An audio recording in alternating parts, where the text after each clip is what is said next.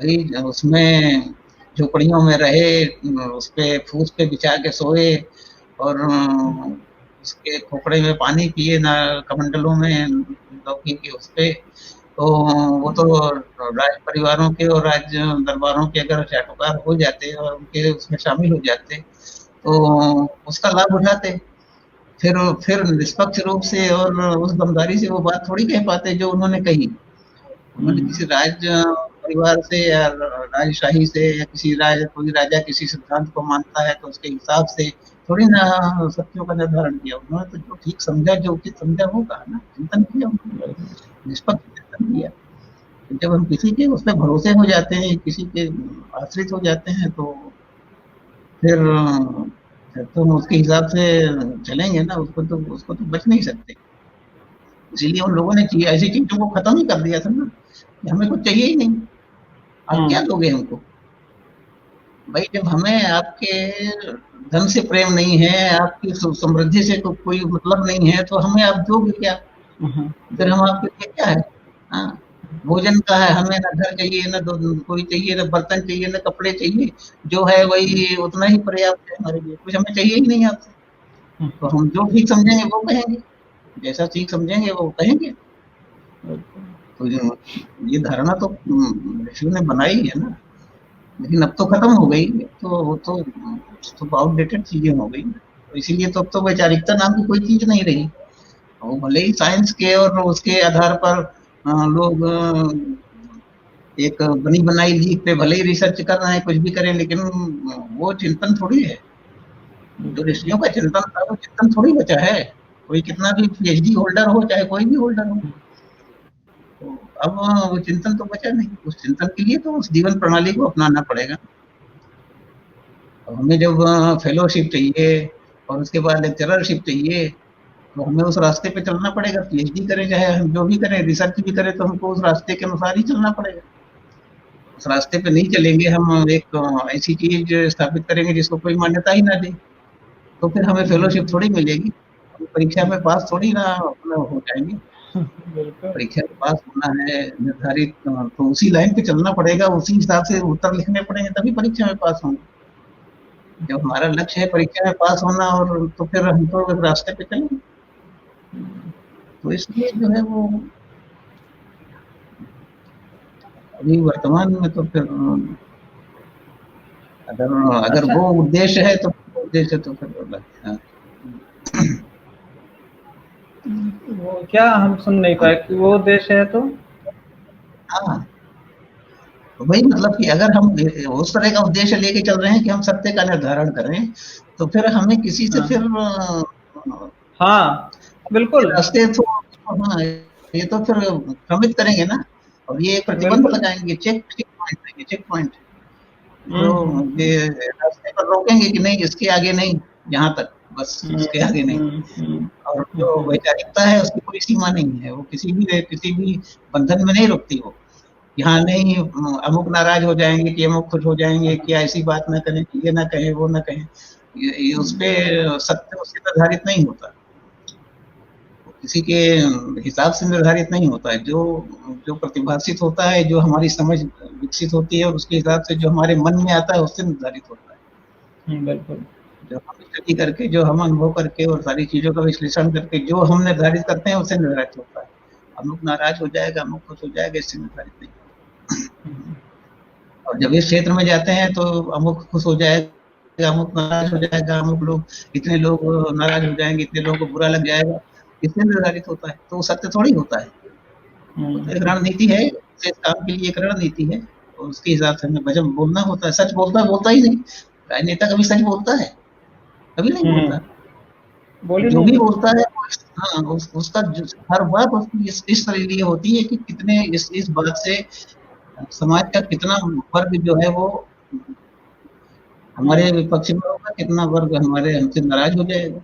तो वो इस तरह की बात ही नहीं करता, या इस तरह की बात करेगा जो कि सत्य से उसका कोई लेना देना नहीं।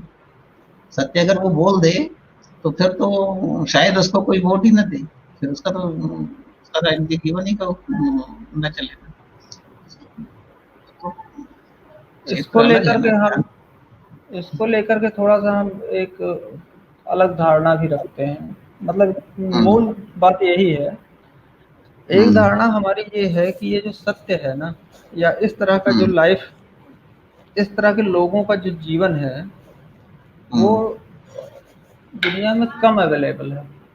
लेकिन जो लोग हैं, साधारण लोगों की हम बात कर रहे हैं, साधारण लोग एक आदर्श रूप में इस चीज को कहीं ना कहीं से तो पसंद करते हैं। मतलब वो चाहते हैं, हम आप यही तो चाहते हैं ना। हम एक राजनीतिज्ञ से या राजनीति करने वाले व्यक्ति से हम क्या उम्मीद कर सकते हैं, क्या करते हैं? अगर आदर्श कंडीशन देखा जाए कि वो भाई राज्य का भला चाहे, नागरिकों का भला चाहे, और थोड़ा मतलब कि जो वैल्यूज हैं वो मेंटेन रहे, ना तो लोगों की जो वैल्यूज हैं वो डाउन हो, ना तो राष्ट्र की वैल्यू डाउन हो। मतलब एक जो मानवीय वाला गुण है। और हमको ये हमारा ये मानना है, मतलब ये हमारा उद्देश्य उस तरह से नहीं है कि ये कोई वजह बन रही है हमारे इस काम को करने की जो हम कहने जा रहे हैं। लेकिन ये भी एक एक पॉसिबिलिटी हम इसमें देखते हैं। देखिए क्या है, जो चीज कम होती है लेकिन आवश्यक है ना, उसकी कीमत बढ़ती है हमेशा। भविष्य जो है, क्योंकि आदमी, ये इंसान, सब कुछ डिजाइन चल रहा है, सब कुछ डिजाइन चल रहा है, सब कुछ में एक समय ये ज्यादा नहीं, आने आने वाले में 4-5 सालों में आप देखेंगे, आप ये डिसाइड ही नहीं कर पाएंगे कौन सी चीज कृत्रिम है और कौन सी वास्तविक है, कौन सी चीज प्लान्ड वे में है और कौन सी अनप्लान्ड है। यहाँ जब, क्योंकि ये जो समय चल रहा है ना, यहाँ तो एक्सीडेंट भी प्लान्ड हो गया ना। मतलब दो एकदम कॉन्ट्राडिक्टरी बात है, लेकिन प्लान्ड एक्सीडेंट, सब कुछ प्लान्ड चल रहा है ना, डिजाइंड है। आदमी ऊब जाएगा, इससे उबने में ज्यादा समय नहीं लगेगा व्यक्ति को, क्योंकि इसमें कुछ वास्तविक बचेगा ही नहीं। भाई धरना तक तो वास्तविक तुम्हारा हो नहीं पा रहा है, विरोध तक तो वास्तविक हो नहीं पा रहा है। मतलब आप लड़ क्या रहोगे? आदमी पागल ही तो हो जाएगा भविष्य में। कि हम कहेंगे, हम अपनी सच की डिमांड करेंगे, तो सबसे पहले तो यही साबित करना पड़ेगा कि हम सच हैं। और जो साला झूठ में डिमांड कर रहा होगा उसके पास ज्यादा प्लान होगा, वो प्लान्ड होगा पहले से ही, वो तुमसे ज्यादा साबित करे। आदमी उकता जाएगा, इस चीज से उकताने वाला है भविष्य में कि यार कुछ बोल ही नहीं सकते, बोलने के पहले तो वो झूठ साबित हो गई। तो किया क्या? हमने अप्रिशिएट किया उस चीज को जो प्लान करके धूर्तताएं की जा रही थी, जो प्लान्ड वे में बेवकूफ इस तरह के झूठ प्रपंच और चाल चली जा रही थी, तो हमने तो ताली बजा दी। अब वही जब वो पूरा ट्रेंड बन गया, वो बेसिक नेचर हो गया सोसाइटी का, तो घूम के आ रहा है हमारे पास। हम ही तो पगलाएंगे। भविष्य में आप कोई धरना करके देख लीजिएगा, और एक गवर्नमेंट उसको सही मान ले तो हमारा नाम बदल दीजिए। क्योंकि अगर आपने जो आप ट्रेंड सेट कर रहे हैं, इससे आप पगला जाने वाले हैं। आप कुछ बोल ही नहीं सकते, क्योंकि आप तुरंत रिलेवेंट हो जाएंगे, तुरंत साबित हो जाएंगे कि अरे इसके पीछे सब कुछ, क्योंकि बिना प्लान के तो कुछ होता नहीं, तो इसका भी बोलना भी प्लान है, कुछ ना कुछ साजिश है, कौन कौन इसके पीछे लगा है। और जो साला झूठ बोल रहा होगा ना, वो आपको झूठा साबित कर देगा तुरंत। ये इतना इतना घातक है, ऐसे ऐसे ये कर रहा है, इसकी रणनीति ये है। और अगर आप ज्यादा सत्य के चक्कर में पड़ने, उस तरह से दिखाने की कोशिश करेंगे, तो कहेगा ये दूसरा गांधी बनने के चक्कर में पड़ा हुआ है। वो भी नहीं मानेगा जल्दी से, तो आदमी जाएगा कहाँ, पगला जाएगा ये ऐसे समय में। हाँ, और फिर घूम फिर के आएगा हम लोगों के पास। हम लोग महंगे बिकने वाले हैं। मतलब हमारा मतलब ये नहीं कि बिक जाएंगे, लेकिन हम ये जान रहे हैं कि हम लोगों की मात्रा कम होने वाली है, डिमांड बढ़ने वाली है, ये हम जानते हैं। ये भविष्य है, ये हम भविष्य जानते हैं कि आदमी पागल है ना, पगलाने वाला है। वो जो जो चीजें को चुनाव कर ले रहा है, उसके रिजल्ट वो जिस तरह से देख रहा है, उसका समझ में नहीं आ रहा है कि बेटा वो रिजल्ट तुम देख रहे हो वो बात नहीं है, तुम पूरे रास्ते का चुनाव कर ले रहे हो। वो पूरा डिजाइंड हो रहा है, वो स्ट्रक्चर ले रहा है, वो कंक्रीट की दीवार खड़ी होने जा रही है तुम्हारे चारों तरफ। तुमको पागल घोषित करने में वक्त नहीं लगेगा किसी को। क्या करोगे तुम? तो है। ये तो वो स्थिति है जबकि मतलब बिना किसी उसके हस्तक्षेप के, वैज्ञानिक हस्तक्षेप के, मनुष्य अपने आप में सोच रहा हो तब। अब तो ये हालत हो गई है कि विज्ञान ने इतनी ज्यादा शक्ति दे दी है कि मनुष्य अपने वास्तव में सोचने लायक बचेगा कि नहीं बचेगा, सबसे बड़ा इम्पोज कर दिया जाए उसको, अपने विचार इम्पोज किए जाएंगे उसको। अब ऐसी मतलब टेक्नोलॉजी इतनी ज्यादा एडवांस हो गई है कि मनुष्य के उसकी जेनेटिक परिवर्तन करना और उसके मन को मतलब कंट्रोल करना, नियंत्रित करना और तमाम तरह की जो टेक्नोलॉजी विकसित हो गई है, इलेक्ट्रोमैग्नेटिक फील्ड से एक चिप लगा के और बहुत दूसरे दूसरे जो वेव्स हैं उनके आधार पर वही रिसर्च केवल फिजिकल शरीर पे नहीं हो रही है, अब मन पे भी हो रही है, साइकोलॉजिकल जो रिसर्च हो रही है वो हो रही है, जो मनुष्य के माइंड को कैसे कंट्रोल किया जाए, कैसे नियंत्रित किया जाए यंत्रों के द्वारा, बोल के और समझा के कंट्रोल करना तक तो अलग बात था, उसको यंत्रों के द्वारा कैसे नियंत्रित कर दिया जाए, कैसे उसको कर दिया जाए कि वो हमारे हिसाब से सोचने लग जाए, हमारे हिसाब से बोलने लग जाए, ऐसी स्थितियां पैदा हो रही है ना, तो मनुष्य रहने ही नहीं दिए देंगे ना कुछ दिनों।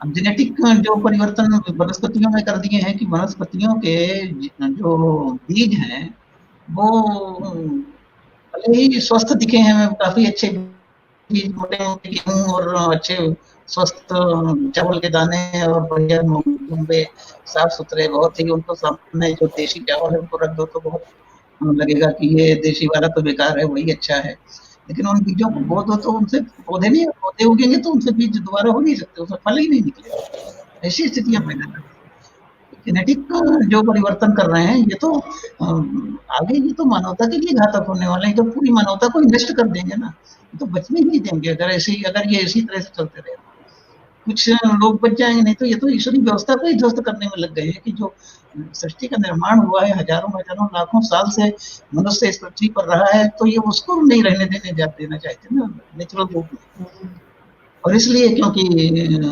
उन्होंने कुछ करके दिखा दिया,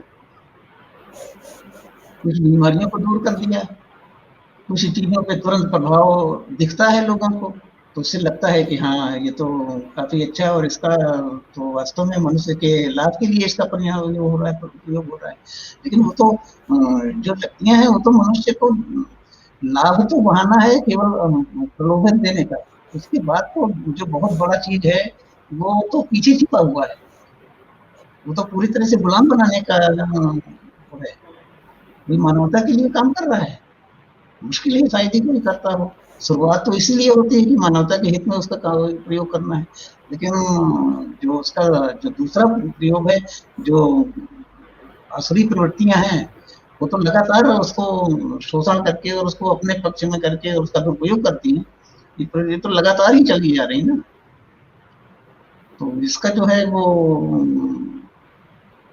आगे जो भविष्य है वो बहुत